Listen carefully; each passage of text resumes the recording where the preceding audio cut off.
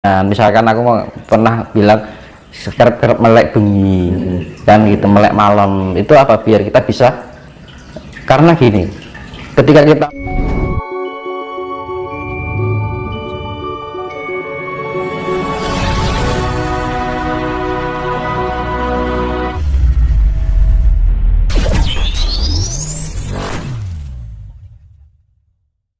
nah Ini Mas, adakah tips khusus dari Mas Tinus terkait meditasi jika kita melakukan meditasi di tempat yang ramai, agar bisa mencapai ke titik keheningan itu bagaimana Mas? Ada tips nggak dari Mas Tinus? di tempat ramai itu ya jangan, namanya meditasi itu jangan disengaja-sengajakan ya. Harus di tempat ramai, harus di tempat hening. Dimanapun kita berada, kita lakukan aktivitas spiritual.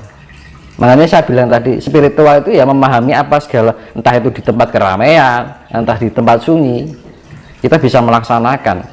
Selama kita mampu memahami segala perjalanan kehidupan itu, ya itu ya bagian dari spiritualitas, kan gitu. Maksudnya gini Mas, Meditasi misalkan di tempat ramai gitu. betul. Bagaimana kita untuk mencapai titik keheningan? Ya sama aja kalau kita meditasi di tempat kuburan, gimana gitu loh, bedanya apa kan itu? Kan kuburan kan ya ramenya rame gaib, Iya. ya kan, untuk melatih mentalitas kan gitu kan, ya nggak masalah. Tapi dasar pokoknya harus keheningan dulu. Itu. Dan nanti kalau orang yang masih awam langsung belajar di tempat keramaian nggak bisa. Sebenarnya gini, kita melatih ketenangan di dalam keheningan. Misalkan aku mau pernah bilang kerap melek bengi kan gitu, melek malam itu apa, biar kita bisa, karena gini, ketika kita melek malam sendiri, otomatis yang diajak bicara adalah diri kita sendiri, ya kan. Makanya ketika kita sering berbicara dengan diri kita sendiri, itu membuat kita semakin cerdas, yang akhirnya tidak mengerti menjadi mengerti, ya kan. Introspeksi diri, perenungan diri, pemahaman diri, kekuranganku apa, ya kan, kira-kira emosionalku sekarang itu seberapa harus saya kendalikan biar menjadi perilaku yang lebih baik lagi. Otomatis kan kalau orang ngobrol, makanya kan namanya rokok kan gitu kan, ngobrol dengan diri kita sendiri, perenungan kan gitu. Makanya kan ada tiga kan, heneng hening heneng hening heneng henung hening kan gitu kan. Heneng dulu, henung, merenung, baru hening kan gitu. Lah kalau kita sudah melatih keheningan itu, kita latih terus tiap hari, jangan dibatasi yang namanya perjalanan spiritual. Itu kan suatu pertanggungjawaban dan kepengabdian kita, bahwa kita diberikan raga, ya, diberikan roh, diberikan jiwa, ya kita pelihara. Makanya kan yang spiritual, yang namanya artinya spiritualitas itu makna hakikinya adalah pemeliharaan diri kita sendiri, juga memelihara alam semesta. Makanya kan ketika kita memelihara diri kita, sama juga kita memelihara alam kita dan memelihara Tuhan yang sudah ngejawantahkan di dalam diri kita. Sifat-sifat Tuhan itu ketika kita merasakan keberadaan Tuhan, maka sifat-sifat Tuhan itu akan menyatu dengan diri kita, ya. Akhirnya Pak, orang kalau sering meditasi, kita merenungi apa namanya, merasakan keberadaan Tuhan di dalam diri kita, ya akhirnya apa, kita mencapai tingkat yang sifat-sifat Tuhan itu tadi, punya jiwa kasih sayang, ya kan, ingin menyakiti, nggak, istilahnya ingin menyakiti pun aja nggak mau. Kita ngomong aja kita mikir, sini diri ono ning lati, ya kan. Makanya kan orang Jawa bilang gitu, ajining diri ono ning lati.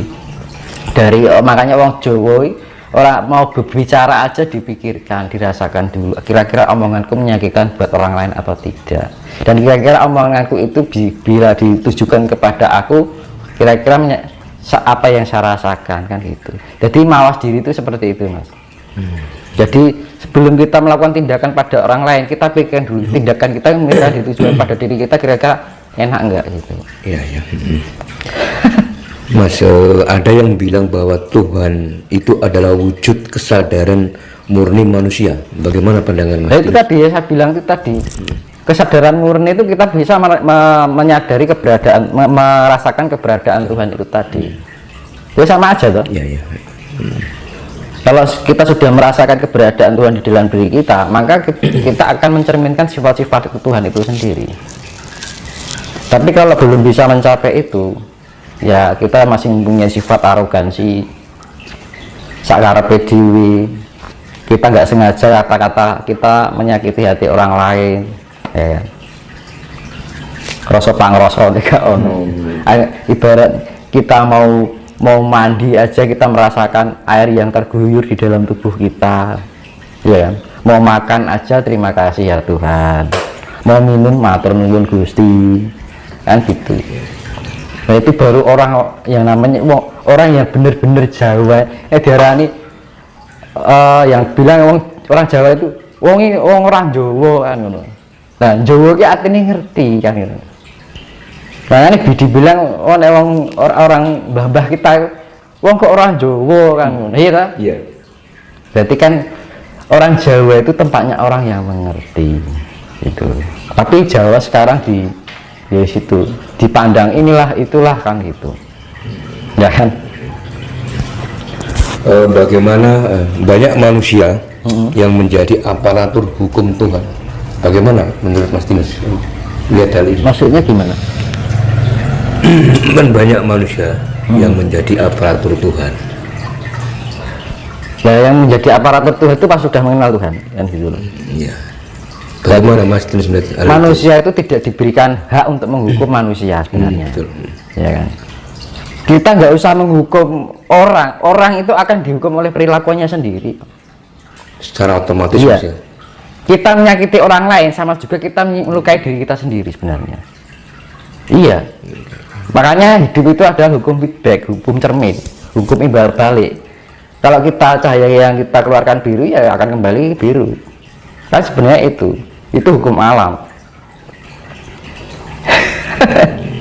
Jadi sebenarnya ya karena dibikin ya itu tadi karena faktor kehancuran dunia itu karena apa? Karena sifat-sifat karsa yang tidak terkendali budi mulia sudah tidak bisa membendung lagi ya. Ibarat kita berbuat baik itu sudah nggak mampu gitu ya kan. Kadang aja kita berbuat baik aja masih dianggap jelek kok. Zaman sekarang apa yang nggak dianggap buruk kan ngono ya kan. Nah karena apa manusia sudah terbudidaya oleh sifat-sifat seperti itu karena apa sudah tidak ya saya bilang itu di dunia ini sudah lepas dari identitas langit gitu loh. Karena apa sebagian besar yang menjadi faktor kehancuran dunia ini adalah manusia, padahal manusia itu seharusnya menjadi khalifah dari makhluk lain ya kan. Apa hewan menghancurkan alam kan juga ya kan. Apa tumbuhan menghancurkan alam enggak, kan manusia. Nah, di mata Tuhan sekarang hewan itu derajatnya lebih tinggi daripada manusia kan gitu. Katanya manusia makhluk sempurna ya kan. Tapi nyatanya apa hewan merusak alam? Enggak, Justru malah manusia yang merusak alam. nah itu berarti yang sempurna yang mana kan gitu loh ya. Mas, terkait dengan wujud Tuhan itu kan banyak beberapa versi ya, bahwa Tuhan itu berwujud cahaya. Ya, ada juga yang mengatakan bahwa diri manusia itu adalah bentuk dan bisa dibilang fotokopi dari Tuhan. Saya ingin tahu pandangan Mas Dinus, sebenarnya hakikat Tuhan sendiri itu sebenarnya itu seperti apa, biar kita ini nggak salah pemahaman mengartikan tentang Tuhan, Mas. Tuhan itu berkaitan dengan mikrokosmos dan makrokosmos ya. Segala energi semesta, energi dari yang dihasilkan oleh semesta itu adalah energi kasih, dan power atau kekuasaan atau kekuatan dari semesta ini adalah kasih ya kan. Terus cahaya jari Tuhan itu adalah kasih, dan wujud dari Tuhan itu adalah cahaya kasih itu sendiri. Nah, makanya ketika Tuhan bisa include di dalam diri kita, ya kita harus bisa merasakan keberadaan Tuhan itu sendiri. Akhirnya apa? Jiwa yang kita keluarkan adalah cahaya kasih, gitu loh.